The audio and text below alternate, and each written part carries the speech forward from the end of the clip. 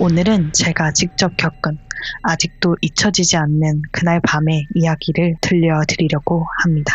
저는 도쿄 변두리에서 조용히 살고 있는 평범한 회사원입니다. 그때도 저는 회사원이었었어요. 매일 아침 같은 시간에 일어나 같은 지하철을 타고 출근하고 똑같은 책상에 앉아서 컴퓨터 화면만 바라보는 그런 특별할 거 없는 삶이었습니다. 저는 예전부터 성격이 그렇게 외향적인 편은 아니라서 친구가 딱히 많은 편은 아니었는데요. 고등학교 시절부터 성인까지 친하게 지낸 몇 없는 친구 중에 타카시라는 친구가 있었습니다. 타카시는 고등학교 때부터 밝고 쾌활한 성격이었고 같이 있으면 마음을 편안하게 만들어주는 친구였습니다. 서로 바쁜 와중에도 주말에 가끔씩 만나서 맥주 한잔하며 속 깊은 얘기를 나누기도 했던 그런 꽤나 가까운 친구였어요. 그런데 어느 날부터 친구 타카시가 조금씩 이상하게 변하기 시작했습니다. 처음엔 일 때문에 피곤해서 그런가 했었는데 그 변화는 점점 더 심해졌습니다. 평소에는 제 농담에도 크게 웃어주던 친구가 웃음도 줄고 리액션도 줄고 눈빛도 멍해 보이기 시작했거든요. 만나서 같이 밥 한 끼 할 때도 말없이 밥만 푹푹 떠먹고 있더라고요. 야, 너 무슨 생각해? 이렇게 물으면 그냥 아무 생각 없어 라고 대답하는데 이 말투도 기계적인 느낌이라고 할까요? 인성이 느껴지지 않는 무미건조한 느낌이었습니다. 눈을 마주치면 눈도 자꾸 피하고 대화도 점점 짧아져 갔어요. 어느 날은 한번 너 요즘 뭐 왜 그러냐 물어봤지만 그때도 별일 없어 이렇게 단답으로 대답하고 더 이상의 말을 하지 않더라고요.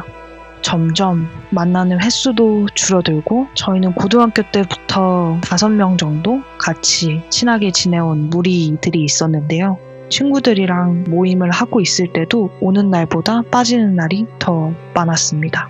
아까도 말씀드렸듯이 이 친구는 워낙에 외향적이고 쾌활한 친구라서 예전에는 모임을 한다 그러면 안 불러서 삐지면 삐졌지 자기가 안 온 적은 없던 친구였거든요. 근데 시간이 흐를수록 저희가 오라고 해도 오지 않는 일이 더 많아졌습니다. 어쩌다 한 번은 오늘은 진짜 빠지면 안 된다. 너 꼭 와야 된다. 해서 마지못해 온 적이 있었는데요. 그때도 와서는 말 한마디 하지 않고 벽 쪽에 가만히 앉아 있었습니다. 마치 꿔다 놓은 보리자루처럼요. 그냥 자리만 맡아둔 사람처럼 대화에 끼지도 않고 멍하니 있었습니다. 저희가 모두 회사원이다 보니 퇴근하고 같이 만나서 술 한잔 하다 보면 금방 밤이 되었었는데요. 해가 지고 밤이 되면 그 친구의 이상행동이 더 심해졌습니다. 창밖을 멍하니 마치 누군가를 기다리는 것처럼 뚫어져라 바라보고 있었습니다. 그 모습을 볼 때마다 도대체 얘한테 무슨 일이 있는지 아무래도 친구다 보니까 걱정이 계속 들더라고요. 그러던 어느 날 기묘한 모습을 목격하게 되는데요. 앞서 말씀드리면 저와 타카시는 다른 동네에 살고 있었습니다. 하지만 굉장히 가까운 거리의 동네였고요. 사실 평상시 같으면 타카시네 동네는 타카시 집에 놀러 가는 게 아니면 갈 일이 없기는 했어요.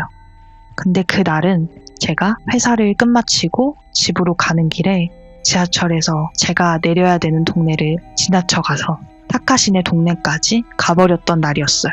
원래대로라면 다시 반대편 전철을 타서 저희 집으로 갔어야 됐겠지만 그날은 걸으면서 기분 전환도 할 겸 그냥 가까우니까 걸어서 집까지 가자라고 생각하고 타카시네 동네 역에서 내려서 저희 집으로 걸어가고 있었습니다. 한참을 걷다가 작은 공원 같은 곳이 있었는데요. 그 공원 같은 곳 뒤에는 목재 건물이 하나가 있었습니다. 근데 그 목재 건물은 사람이 살기에는 너무나 작은 크기의 건물이었기 때문에 아마 제 생각에는 창고로 사용하는 건물이지 않았을까 싶어요. 어쨌든 그 공원 앞을 지나가는데 작은 목재 건물 앞에 사람들이 오밀조밀 모여 있었습니다. 해가 이미 진 후라 잘 보이지 않아서 저게 뭔가 뭘 하고 있는 거지 싶어 자세히 실눈을 뜨고 쳐다봤습니다. 검은 망토 같은 옷을 뒤집어 쓴 사람들이 옹기종기 모여 있는 거예요. 걸음을 멈추고 뭘 하는 거지? 하고 조금 더 지켜봤습니다. 그러자 그 사람들이 이상한 주문 같은 거를 중얼중얼 외우면서 손을 서로 맞잡고 원을 그리면서 춤을 추고 있더라고요. 그 광경을 본 저는 좀 소름 끼치기도 하고 무섭기도 해서 빨리 지나쳐 가야겠다 라고 생각하며 고개를 돌리려던 찰나 그 한가운데에 다름 아닌 제 친구인 타카시가 서 있는 걸 보게 됐습니다. 마치 그 장면이 영화 같은 데 나오는 악마를 숭배하는 의식 같아서 너무 소름을 끼치는데 거기에 제 친구까지 있으니까 너무 이 상황이 무섭고 두렵더라고요. 그 많은 사람들을 뚫고 타카시한테 가서 얘기를 하기에는 너무 무서운 분위기였었기 때문에 그대로 집으로 우선 향했습니다. 그리고 다음날 이걸 얘기를 해야 될까 말아야 될까 고민하다가 결국은 못 참고 타카시한테 전화를 걸었어요. 어젯밤에 그거 뭐였어? 너 왜 그런 데 있었어? 이렇게 물어봤습니다. 근데 타카시가 당황하지도 않고 정말 낮고 무미건조한 목소리로 이렇게 말하더라고요. 우라 애쓰고야. 이제 너도 그걸 알게 될 거야. 라고요. 그날 밤이 돼도 잠이 오질 않고 이불만 괜히 뒤척뒤척 하다가 어제 그곳에 다시 한번 가봐야 되겠다. 문득 이런 생각이 들었어요. 그래서 그 한밤중에 집을 나와서 어제 기괴한 장면을 봤던 바로 그 공원 그쪽으로 다시 가기 시작했습니다. 사실 지금 생각해도 제가 그날 왜 그곳으로 다시 돌아갔는지는 모르겠어요.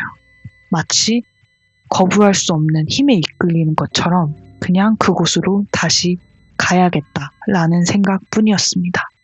한참을 걷다가 쿵쾅쿵쾅 뛰는 심장을 진정시키면서 그 공원 앞에 마침내 도착했습니다. 도착해보니 타카시랑 무리들이 또 있는 거예요. 어제처럼 정말 똑같이 머리를 숙이고 주문을 외고 중얼중얼 거리고 춤추고 정말 어제와 똑같은 모습으로 있는데 너무 무서운데 눈을 뗄 수가 없겠더라고요. 그래서 한창 멍하니 그 광경을 바라보다가 내가 왜 여기 왔지? 뭘 원해서 여기 온 거지? 되돌아가야 되겠다 싶어서 집에 돌아가기 위해 몸을 돌렸습니다. 다시 집으로 뚜벅뚜벅 걸어가고 있는데 제 어깨를 누가 톡톡 치더라고요. 뒤를 돌아보니 타카시였습니다. 혹시 내가 몰래 자기를 감시하러 왔다고 생각할 수도 있을 것 같아서 좀 재발절인 느낌으로 아무 말도 안 하고 그냥 타카시를 쳐다보고 있었어요. 어둠 속에서 살짝 보이는 타카시 얼굴이 뭔가 묘하게 이상한 거예요. 이게 얼굴이 사람 얼굴이면 이 질감이라는 게 있잖아요. 모공도 있고 솜털도 있고 피부 결도 있고 주름도 있고 근데 그날 제가 봤던 타카시 얼굴은 그런 질감이 하나도 없이 마치 밀랍 인형처럼 뺀질뺀질한 얼굴이었어요. 그리고 입을 열어서 한마디 하는데 돌아갈 수 없어 라고 저에게 얘기를 하는 거예요. 근데 그 목소리도 마치 인조적으로 기계음을 씌워놓은 것 같은 목소리였어요. 저희가 음악을 들을 때나 뭐 방송 같은 걸 할 때 기계음을 인위적으로 씌울 수 있잖아요. 딱 그런 목소리였어요. 인성이 느껴지지 않는 기계음 같은 목소리요. 타카시는 돌아갈 수 없어 라는 말을 끝내고 나서 주머니에서 뭔가를 꺼내서 저한테 던졌습니다. 뭔가 하고 봤더니 자기 휴대폰이었어요. 이걸 왜 나한테 주지? 쳐다보고 있는데 타카시가 필요 없을 거야 이제 라고 말하고 뒤돌아서 돌아가기 시작했습니다. 근데 정말 이상한 게 이 휴대폰을 타카시한테 돌려주려고 몸을 움직이고 싶은데 그 순간부터 몸이 안 움직이더라고요. 마치 가위 눌린 것처럼요. 여러분들 겪으신 분들이 있으시겠지만 가위 눌리면 몸을 움직이고 싶어도 움직일 수가 없잖아요. 딱 그런 느낌이었어요. 누워있지도 않고 서 있는데 마치 가위가 눌린 것처럼 몸이 움직이지 않았습니다. 그래서 저는 숲속으로 걸어가서 사라지는 타카시의 뒷모습을 그냥 서서 멍하니 바라만 볼 수밖에 없었습니다. 그러다 타카시가 완전히 제 시야에서 사라지고 없어지니 그제서야 신기하게도 몸이 조금씩 풀리기 시작하더라고요. 타카시가 제 시야에서 사라졌지만 그래도 휴대폰이 없으면 생활하기가 너무 어려우니까 빨리 타카시한테 휴대폰을 돌려줘야 되겠다 라는 생각 하나로 타카시가 갔던 방향으로 뒤쫓아갔어요.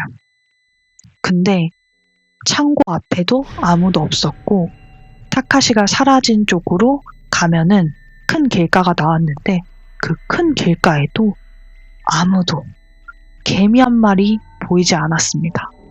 제가 몸이 풀리는 데까지 시간이 조금 걸리긴 했지만 그 큰 도로를 끝까지 가서 사라지기에는 짧은 시간이었다는 거죠.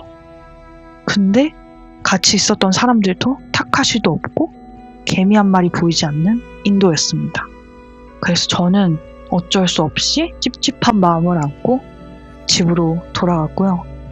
다음날 제 휴대폰을 돌려줘야 되니까 저는 타카시 집을 알고 있었기 때문에 집으로 찾아갔습니다.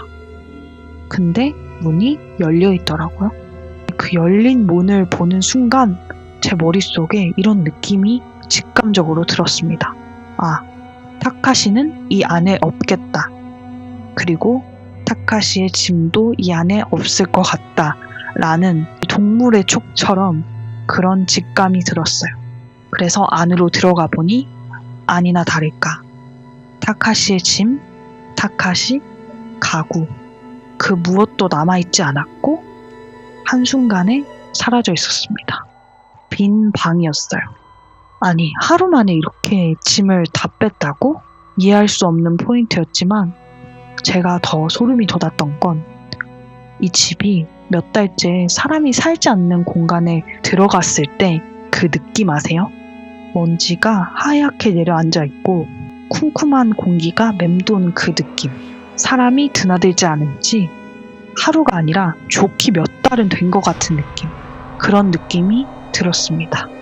싱크대며 바닥이며 하얀 먼지가 소복히 쌓여 있었어요.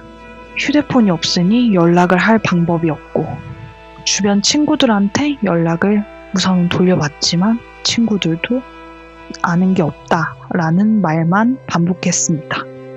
주변 이웃분들에게도 물어봤지만 다들 그분 본지 오래된 것 같아요 라고 말하기만 했고 회사에서도 개인 사정으로 타카시 씨는 퇴사하신 지 좀 되셨어요 라는 말만 남긴 채 어느 누구에게서도 타카시의 소식을 들을 수 없었습니다. 제가 마지막으로 본 타카시의 그 얼굴 그리고 그 말 지금도 생생하게 머릿속에서 맴돕니다. 돌아갈 수 없어. 그게 무슨 의미였을까요?